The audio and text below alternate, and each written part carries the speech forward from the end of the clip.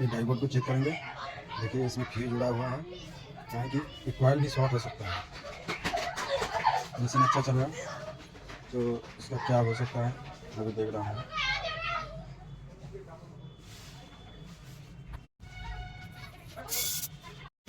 इसका यहाँ एक डाइट था और ये वाला जो है पीएफ सेफ्टी के लिए लगा रहता है। तो आपका ये जो डाइट है 5399, ठीक है। देखिए ये DTH का काट का है 5399, इसी में से निकाल के हम लगा देंगे।